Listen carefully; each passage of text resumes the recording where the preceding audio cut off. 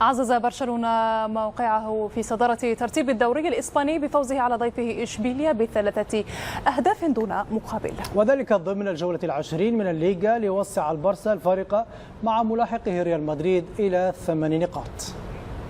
نشيد نادي برشلونة الأسطوري تردد مطولا قبل صافرة البداية في مواجهة الضيف إشبيليا، وذلك بعد رحيل من قام بكتابته جوزيب ماريا سبينا الذي فارق الحياة يوم المباراة، وكان لزاما الوقوف دقيقة صمت، وهذا ما حدث قبل الدخول في مجريات اللقاء الذي نزله أصحاب الأرض بهدف توسيع الفارق مع الملاحق وحامل اللقب ريال مدريد الذي تجرع مرارة الهزيمة أمام مايوركا.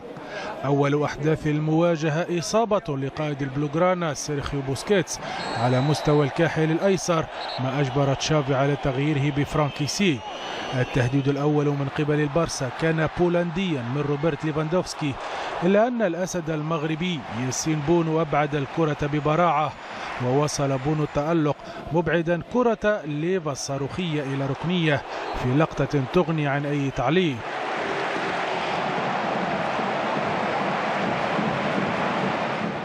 إشبيليا لم يكن بذلك الخطر لينتهي جزء المباراة الأول دون أهداف في وقت اقترب فيه إيفان راكيتيتش من الحصول على بطاقة حمراء إثر هذا التدخل الذي اكتفى فيه الحكم ببطاقة صفراء.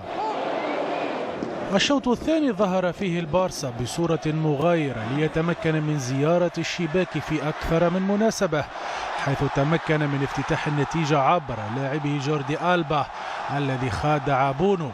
بعدها تمكن الشاب غافي من مضاعفة النتيجة حين بصم على الهدف الثاني للفريق الكتالوني، ودون مقاومة تذكر نجح رافينيا في رفع النتيجة إلى ثلاثية.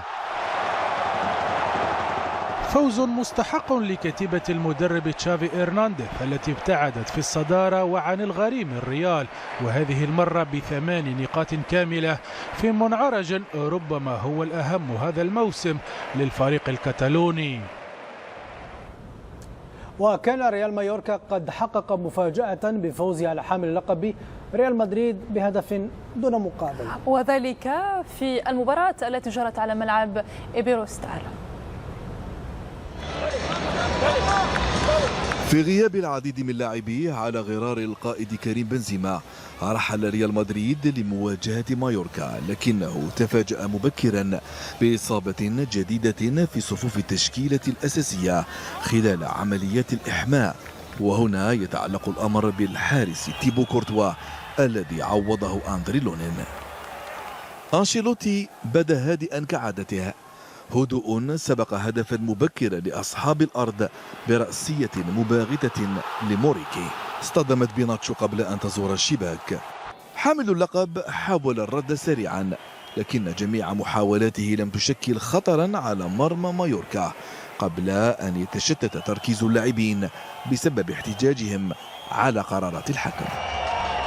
الاندفاع البدني تواصل في الشوط الثاني، والريال بقي يضغط ويبحث عن هدف التعادل، ضغط أثمر ركلة جزاء بعد خطأ من حارس مرمى مايوركا.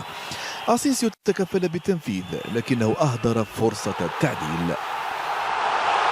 عاد فينيسيوس مرة أخرى ليهدد مرمى مايوركا، انطلق راوغ توغل، لكن الحارس رايكوفيتش ظل صامدا.